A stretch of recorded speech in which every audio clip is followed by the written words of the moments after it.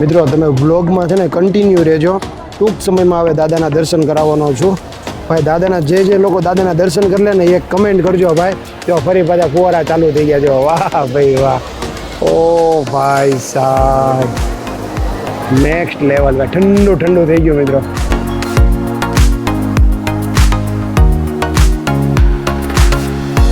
તો કેમ છો મારું યુટ્યુબ ફેમિલી? મજામાં જશો, હું પણ મજામાં. તો મિત્રો ભાઈ આની પહેલાંનો બ્લોગ તમે ન જોયો હોય તો તમને કહી દો કે ભાઈ અમે ઘરેથી સાળંગપુર દાદાના દર્શન કરવા માટે નીકળ્યા હતા. પણ રસ્તામાં ભાઈ કુંડળ ધામ આવી ગયું, તો અમે બાળકોને લઈને કુંડળ ધામ ગયા હતા. અને કુંડળ ધામ આવ્યા ને તો અમને કોણ મળ્યું ખબર છે ભાઈ? આપણા નાના સબસ્ક્રાઈબરો. જો ભાઈ ક્યાંથી છો તમે? ઓ ભાઈ સાહેબ એટલા બધા દૂરથી આવ્યા? નાના ભૂલકાઓ છે ને જાફરાબાદથી અહીંયા સાળંગપુર દાદાના દર્શન કરવા આવ્યા છે. તો તારું નામ શું છે? યશવી. અને તારું નામ? યુગ. છોકરા વિશે તમને એક મસ્ત વાત કરું, ફરીથી એકવાર નામ બોલતો તારું? યુગ. અને તારું? યશવી. ભાઈ આ છે ને દર વખતે પહેલો નંબર લાવે છે ગુજરાતી મીડિયમમાં.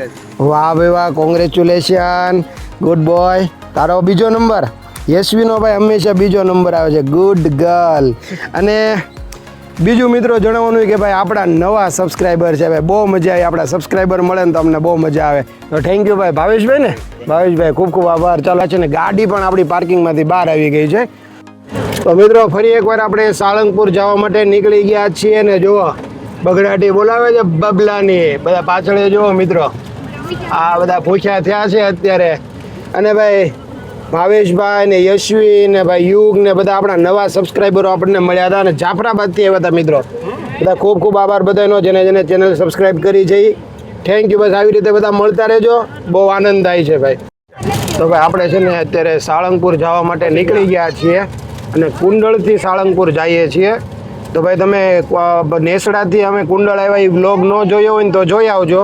આ વ્લોગ આપણો નવો સ્ટાર્ટ કર્યો છે કુંડળથી. તો અત્યારે અહીંયાથી સાળંગપુર છે ને ભાઈ 10 કિલોમીટર છે. તો આપણે ભાઈ સાળંગપુર પહોંચી ગયા છીએ મુખ્ય દ્વાર પાસે. જો ઓ ભાઈ સાહેબ કેટલું મસ્ત છે ભાઈ. આપણે કુંડળથી સીધા આવી ગયા ભાઈ સાળંગપુર દાદાના ધામમાં, કષ્ટભંજન દેવ સાળંગપુર ધામ. તો આપણે પહોંચી ગયા છીએ અને મિત્રો અહીંયા આપણે ગાડી પાર્ક કરી દીધી છે, ચેક કરો. વાવ. આ કંઈક અહીંયા છે ને મુખ્ય ગેટ હતો, અહીંયાથી આપણે ગાડી એન્ટર કરી છે. અહીંયાથી એન્ટર કરી અને અહીંયા આપણે પાર્કિંગમાં મૂકી દીધી ગાડી. અને હવે આપણે જાય છે સાળંગપુર દાદાના દર્શન કરવા માટે. અને હવે હું તમને રસ્તામાં બધું બતાવતો જઈશ કેવું મંદિર છે ને કેવું ડેવલપમેન્ટ થયું છે મિત્રો. ભાઈ અહીંયા આવે ને ભાઈ, અહીંયા તો છે ને બાપા બોલાવે ને એ જ આવીએ કે ભાઈ, આપણે નથી આવતા, બાપા અહીંયા લાવે છે, એવું એનું સ્લોગન છે ભાઈ. એટલે હનુમાન દાદાની કૃપા હોય ને તો જ આપણે અહીંયા આવી શકીએ. તો હવે ધીમે ધીમે આપણે અંદર જઈ રહ્યા છીએ મિત્રો. અહીંયા કંઈક આ રીતે નાસ્તા પાણીનું રેસ્ટોરન્ટ બનાવ્યું છે. આપણે આ રીતે કંઈક ચાલતા અહીંયાથી અંદર જઈશું. અને જો આ ભવ્ય હનુમાન દાદાની મૂર્તિ. તો મારા બધાય સબસ્ક્રાઈબર મિત્રોનું હાર્દિક સ્વાગત છે સાળંગપુરની અંદર. તો આપણે છે ને ભાઈ સાળંગપુર પહોંચી ગયા છીએ અને આજે તમને હનુમાન દાદા એટલે કે કષ્ટભંજન દાદાના દર્શન કરાવવાના છે. વ્લોગમાં લાસ્ટ સુધી બન્યા રહેજો અને ચેનલને સબસ્ક્રાઈબ કરી લેજો. તો હવે મિત્રો મારી પાછળ તમે એક એવી પ્રતિમા જોશો કે અહીંયા લખ્યું છે કિંગ ઓફ સાળંગપુર ભાઈ. મારી પાછળ પ્રતિમા જુઓ ભાઈ, કિંગ ઓફ સાળંગપુરનું. અહીંયા બહુ ભવ્ય ભાઈ મૂર્તિ બનાવવામાં આવી છે. અને કહેવાય ને ભાઈ 5 ધાતુમાંથી આ મૂર્તિ બનાવવામાં આવી છે ને એનું નામ આપ્યું છે કિંગ ઓફ સાળંગપુર ભાઈ. તો અત્યારે આપણે છે ને ભાઈ ફાઇનલી કિંગ ઓફ સાળંગપુરના દર્શન કરવા અંદર આવી ગયા છે. કેટલું ભવ્ય છે ભાઈ. જો તો ભાઈ અહીંયાનો નજારો કંઈક આ પ્રમાણે છે. જો આજે ભાઈ દર્શનાર્થીઓ એટલા જ આવ્યા છે. જો કિંગ ઓફ સાળંગપુર જે એ પ્રતિમા છે ને, બહુ બધા ફોટોશૂટ કરી લીધા. અને આ ફોટોશૂટ છે ને તમને ભાઈ ઇન્સ્ટાગ્રામ અને ફેસબુકમાં જોવા મળશે. તો પ્લીઝ તમે ત્યાં જઈને ફોલો કરી લેજો, એટલે તમને બધી અપડેટ ત્યાંની જોવા મળી જશે. અહીંયા આપણે જે કંઈ ફોટો ક્લિક કર્યા છે ને જે કાંઈ આપણે મજા કરી છે ને બધું ઇન્સ્ટાગ્રામમાં જોવા મળશે.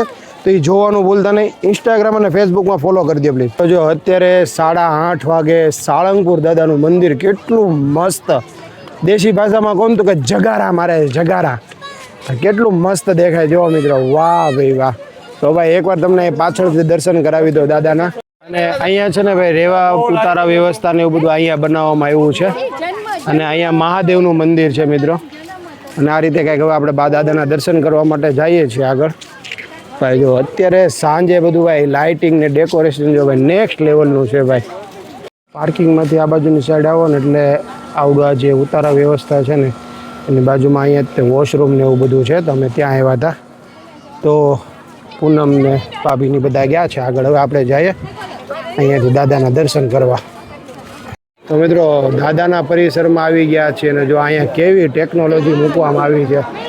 અત્યારે ગરમી બહુ છે ને તો આવા પાણીના મસ્ત મજાના ફુવારા મૂક્યા જો જેમાંથી. તો ફાઇનલી આપણે હવે દાદાના દર્શન કરવા માટે અંદર જઈએ છીએ.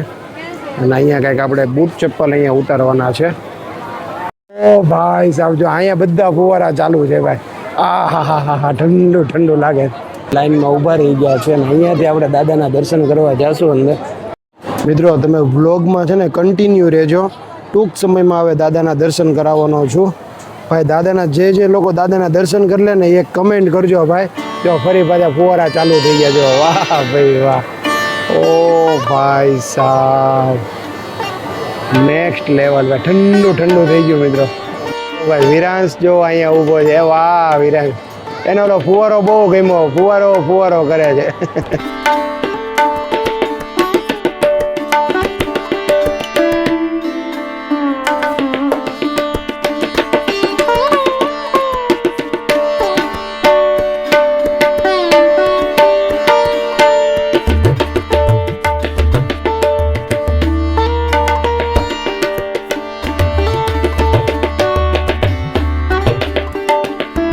તો બધા હનુમાન દાદાના દર્શન કર્યા. હે વીરો દર્શન કર્યા તે મિત્રો બહુ મસ્ત મજાના એકદમ શાંતિથી દર્શન થઈ ગયા અમારે. અને હવે અમે અહીંયા છે ને ઘડીક હનુમાન ચાલીસા કરવા માટે અહીંયા બેઠા છીએ. અને ભાઈ જો પાછળ કેટલું ટ્રાફિક છે. અને જો હજી એકવાર અહીંયા દાદાના દર્શન કરી લો અહીંયા સ્ક્રીનમાંથી. જો દેખાડું તમને. વાહ ભાઈ વાહ. આ કંઈક મંદિર છે મિત્રો. અહીંયા જો તમે નજર કરો મંદિરમાં હનુમાન ચાલીસાના પાઠ ચાલી રહ્યા છે અહીંયા.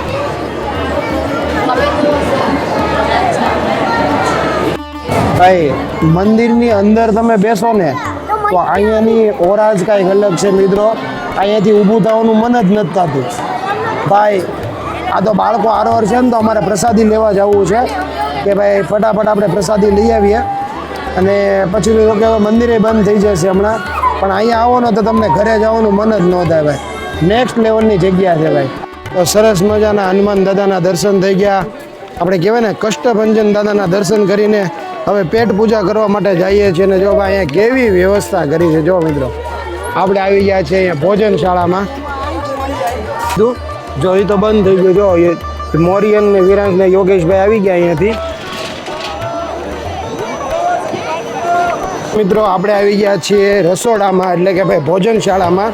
હવે આપણે પેટ પૂજા કરી લઈએ. ને ભાઈ અહીંયાનો પ્રસાદ ન લઈએ ને તો ભાઈ આપણો ધક્કો ફેલ જાય. હો ભાઈ પ્રસાદી લેવા માટે લાઈન કેટલી મોટી લાઈન છે. અને શ્રદ્ધાળુઓ કેટલા આવ્યા છે દર્શન કરવા માટે. જો અહીંયા એટલી છે. અમારે આ બાજુની સાઈડમાં આવ્યું છે તો અહીંયા એટલી જ ટ્રાફિક છે ભાઈ. તો ફાઇનલી અમે છે ને ભાઈ પ્રસાદી લેવા માટે ભાઈ ભોજનશાળામાં આવી ગયા છીએ.